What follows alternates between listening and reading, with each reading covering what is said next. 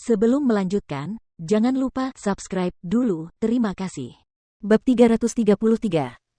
Akhirnya, Guo Qisheng tidak tahan lagi dan berteriak, potong, lalu berkata dengan lelah, mari kita istirahat selama 10 menit. Tidak, 20 menit. Guan Xiaoqi, sebaiknya kau manfaatkan waktu istirahat ini untuk kembali dalam keadaan lebih baik. Ningxi berpikir, 20 menit. Bagi Guan Xiaoqi, perpisahan ini tidak akan membantunya. Jika mereka terus seperti ini, Guan Xiaoqi hanya akan terus bertindak buruk tanpa henti. Guo Qisheng pasti juga mengetahui hal ini. Ningxi menatap Guo Qisheng dan menyadari bahwa dia memang telah minggir untuk menelepon secara diam-diam, menduga bahwa dia telah meminta bantuan. Xiao Tao menggigit biji melon itu sambil menggelengkan kepalanya dan berkata, Direktur Guo mungkin meminta perusahaan kita untuk menggantikannya, tetapi itu tidak mungkin.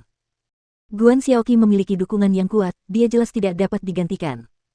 Memang, dalam waktu 5 menit, Guo Qisheng berjalan keluar dari sudut itu dengan sedih. Sekali lihat, siapapun akan tahu bahwa teriakan minta tolongnya telah gagal. Guo Qisheng langsung berjalan ke arah Ningxi dan berkata dengan nada meminta maaf, Ningxi, ada sedikit keterlambatan, Anda mungkin perlu menunggu sedikit lebih lama lagi.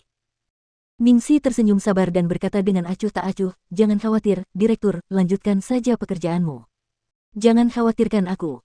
Saat Ningxi berbicara ke arah, Guan Xiaoqi dan Fang Ya mulai berdebat. Fang Ya tertawa mengejek dan berkata dengan nada menghina kepada kru lainnya, haha, ini terlalu lucu. Seseorang di sini mengatakan kepadaku pada awalnya bahwa dia memiliki kemampuan akting yang luar biasa.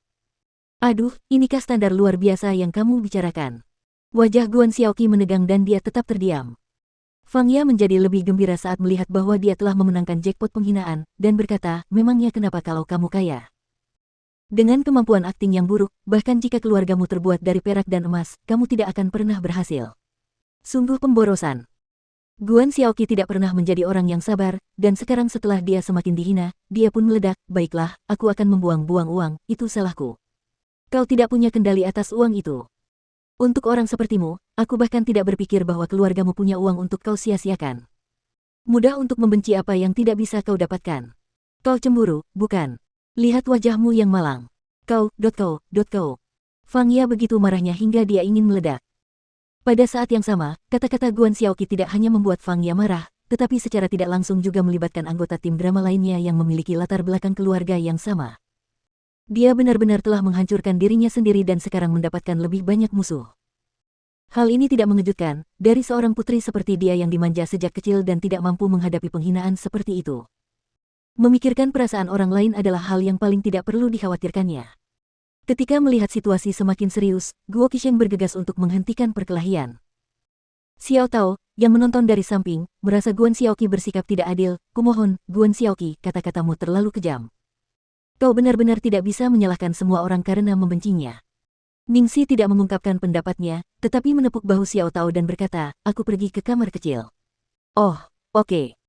Baik, saudari Si, apakah ada yang ingin kau makan? Aku akan mengambilnya untukmu. Ini mungkin akan memakan waktu yang cukup lama. Ningxi melambaikan tangan, tidak perlu, terima kasih, kamu pergi saja cari sesuatu untuk dirimu sendiri. Ketika Ningxi keluar dari kamar kecil dan hendak kembali, dia melihat seseorang berjongkok di bawah pohon tidak terlalu jauh. Guan Xiaoqi. Kenapa dia jongkok di sana? Ningxi berdiri di sana dengan curiga dan memperhatikan sejenak. Dia melihat Guan Xiaoqi sedang memegang naskah di tangannya dan berlatih dialog. Dia tampak sangat serius, sama sekali tidak egois seperti yang dia tunjukkan di depan semua orang. Ningxi berdiri di sana dan memperhatikan lebih lama.